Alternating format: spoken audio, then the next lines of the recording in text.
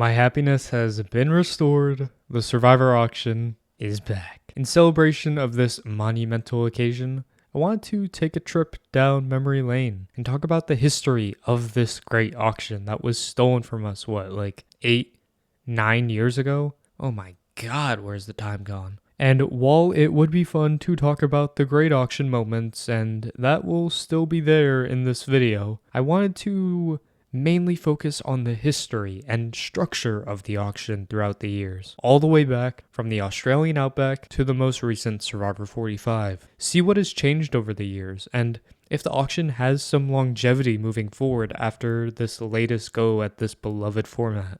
There's a stupid amount of auctions considering how long of a hiatus they took, so I'm not here to waste any more time, and we will dive in, auction to auction, sit back and enjoy the history of this beauty we call the Survivor auction. Our lovely introduction to the Survivor auction starts with the most watched season in Survivor history, the Australian Outback, setting the standard for what the Survivor auction is here to bring for decades to come. The cast are given $500 each to start, items will be shown or not shown, and the contestants will bid in $20 increments. And I kind of hope you know the rest of how an auction in general works. A couple of things to mention here. Talking about the actual reason I made this video, there are a couple of big details that are really important to the history of the auction that both stuck around for many, many auctions afterwards. It's the idea of pooling money and the mystery plate, pretty much covering the item getting bid on. So the item could be good or it could be bad. The mystery plate is standard and doesn't really provide much twist except for, not showing what you're bidding on, but pooling money has more layers to it. We'll talk about that development later on, but in the early stages, seeing the contestants already thinking about pooling money, into this case sharing food, was interesting. There's only a few instances in which pooling money truly has game ramifications in blocking someone else from getting the reward, but here it was good fun. And we'll move on to what the next auction will bring. Survivor Africa didn't bring anything new per se to the Survivor auction, except for being just a joy to watch. If I had to choose a favorite, this one might be it. It's people who have been starving for 20-something days, dying to eat some food. And this is what made people fall in love with the auction, right here. Ham! He's a Jew and he won't eat the ham! He's a Jew! He's a Jew! Survivor Thailand is the most unique auction in Survivor history. The only auction in US Survivor that took place before the merge, with tribe-on-tribe bidding instead of actual individuals. However, the biggest thing about this auction that is severely underreported is it gave people the opportunity to switch tribes, aka mutiny before mutiny was a thing. Why does nobody talk about this? I mean, it's probably because nobody actually switched, but it's a cool little nugget in Survivor history. Aside from that, it's pretty standard. If nothing new gets added to some of these auctions, I'm going to brush over them because we got a lot of auctions to get to, and I think 45 is the biggest one. Amazon brings one staple to the auction. However, a behind-the-scenes fact that I love is the cast going into this auction had a plan to let everybody get what they want, and they wouldn't bet against each other.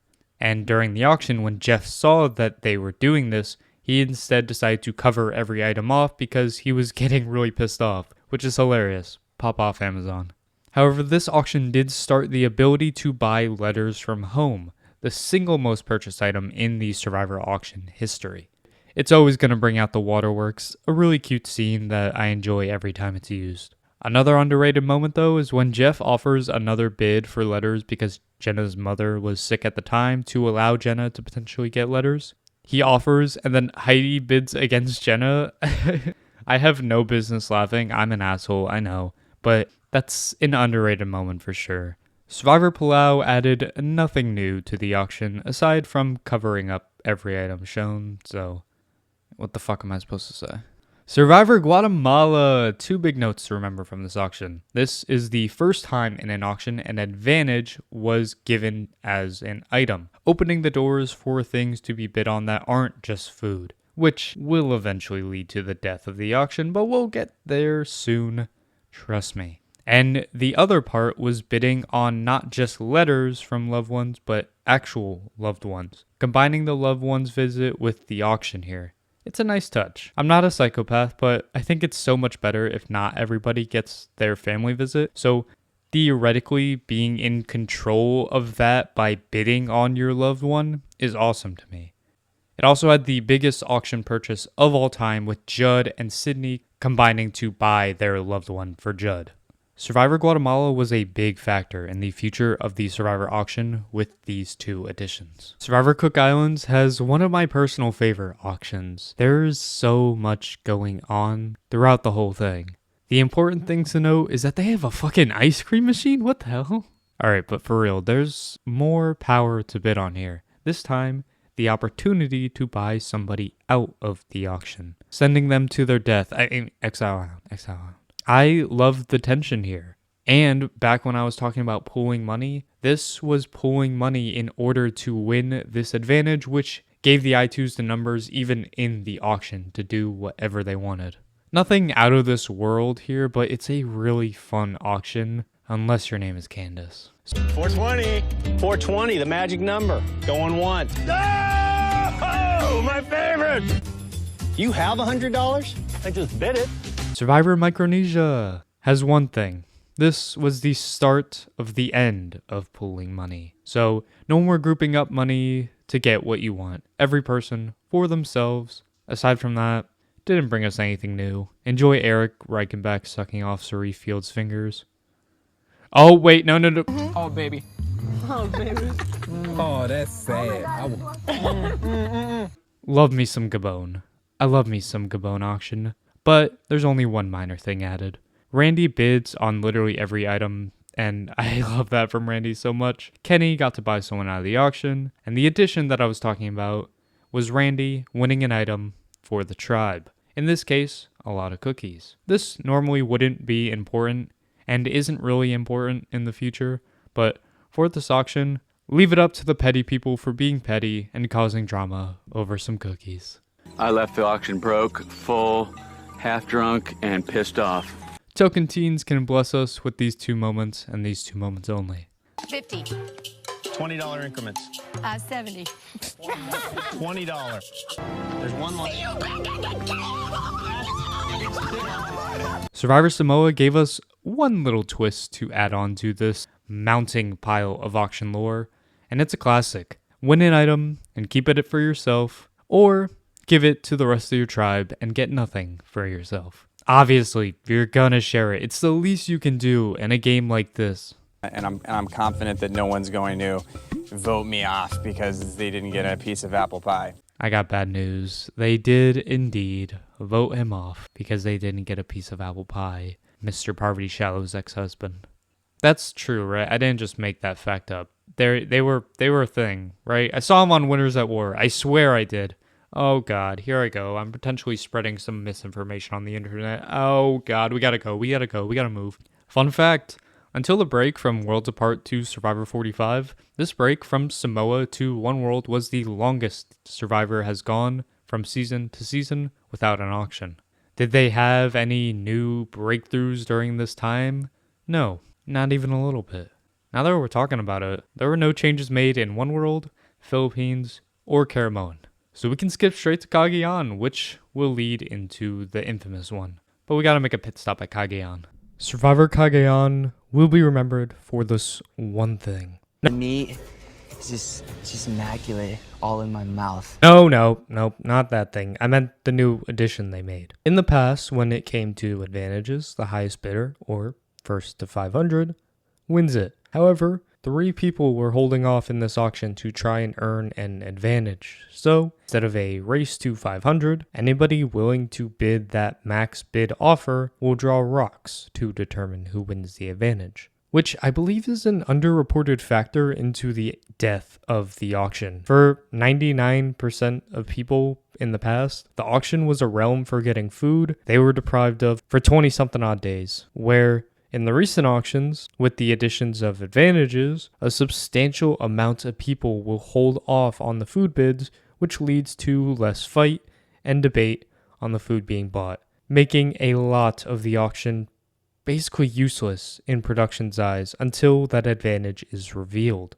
Don't sleep on Kagan for fucking up the auction just as much as the next season does. And look at that, here we are, the presumed death of the Survivor auction, and I'm of two minds of it. I'll start with looking into production's lenses on why they decided to scrap the auction. When they see that everybody knows all the tricks they have up each other's sleeves, it's easy to game it. Everybody was getting the food they wanted. And even with a sneaky thing production tried was giving the letters from home before the advantage, that was even gamed.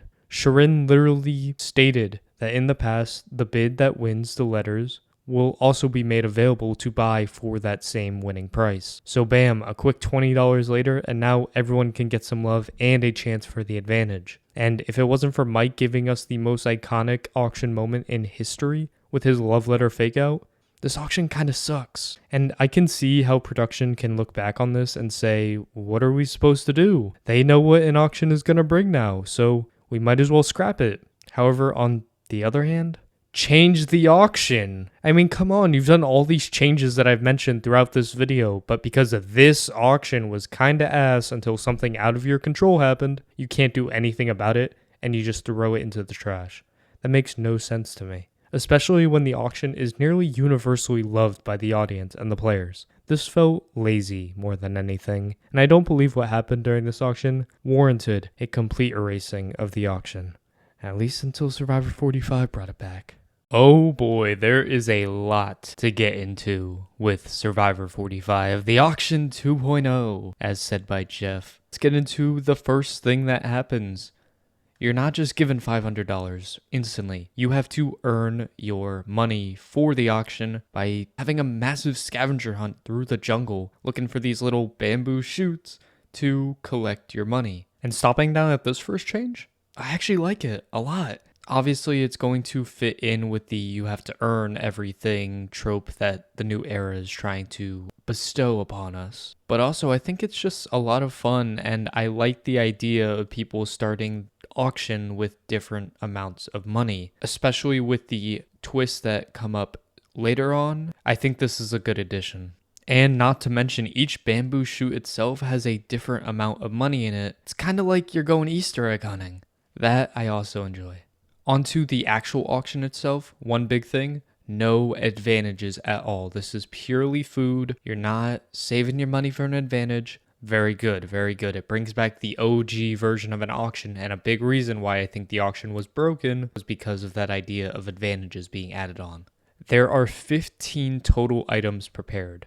However, only 5 of those items are guaranteed. Jeff will then draw a number from a bag that are labeled 6 through 15. The number he draws will be the number of items in the auction in total. Theoretically, it's still ending without warning, but you have a gauge of what the number is going to be, and after those first 5 items, no item is guaranteed after that. Again, another thumbs up for me because I really enjoy that idea as well. It adds a new layer to the auction where it is just food, but not knowing when it's going to end or if this is the final item is really cool. And it adds more variety, assuming they're going to continue the auction in future seasons. This could make each auction different. One auction could have 6 items, the other could have 15. Thumbs up. And aside from the Survivor scoreboard, the last thing to mention is the person with the most amount of money at the end of the auction is losing their vote. And I'm of two minds of this. Initially, when I first heard about this and I first saw it in action for a little bit, I was on board. I like the idea of having to be aggressive when you're going through the auction. There's people with $900 out here, and you need to make sure you spend that all quickly. Nobody's going to be hoarding their money trying to get something good at the end. You're going to be spending to try and make sure you lose all your money so you don't lose your vote. So initially, I was like, yeah, this is cool. I like it. However, when we moved later into the auction and we got to the end of the auction, I kind of changed my mind a little bit. While yes, this incentivizes people being very aggressive in the auction, there are a couple issues that come with that. First of all, as you get later and later into the auction, basically after the first 5 items, the person with the most amount of money basically is going to buy the next item because, 1, nobody else can bid against them, so all they have to do is just say how much money they have, and they get the item, and they're safe.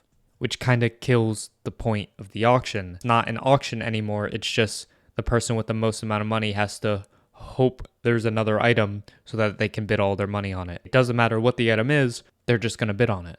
Like Julie having to spend $400 and something on a toothbrush, whereas Jake right afterwards can only spend $300 on a cake, a massive cake at that. And also, I think this kind of screws over the people with the least amount of money, because obviously Bruce had the least amount of money going into this auction with only $80. So in theory, you're like, oh, well, Bruce is fine. But no, he's actually not fine. He can't outbid anybody. He has that $80 to spend. Everyone else has more money, so they can just, oop, sorry, Bruce, you've been outbid. And if the numbers don't go his way and he gets unlucky like he did here, Bruce loses his vote and there's literally nothing he could have done about it. Second Jeff pulled that number, he was screwed. So I feel like if they were to make a change in the future with this, I don't like the lose your vote part. It never makes sense to me why people have to lose their vote anyway. Just make it a pure round where everyone can equally play. So if they just lose their vote, they have the random numbers, they have the search, they have the scoreboard. I think it's a good auction, and I think they did really well with all of their changes. I just hope they can tweak that final stage in this auction. Aside from that, I think the auction 2.0 is back, baby. That'll do it for me. Just walked through every single auction for the most part and talked about the history, the changes, everything that the auction has done leading up to the return and then the actual return of the auction itself. I thought this was a fun video. I've had this in my mind basically since we knew that the auction was coming back to Survivor. I'm happy it's here. I love me some auction. Hopefully we see it in the future, and maybe if there's more changes, we gotta make an update to this video. But for now, that'll do it for me. Stick around to this channel, subscribe, do whatever. Obviously, I will be making a Survivor 45 review at the end of this season because I am loving this season. But of course, I'll have a whole bunch of reality TV videos coming out week after week after week. I mean, hell, we got reindeer games coming up at the end of the year, so if you enjoyed, if you made it to the end of this video, you're the coolest ever. I love you platonically. And I will see ya, undoubtedly, when I see ya. Bye-bye. Meat is just immaculate all in my mouth.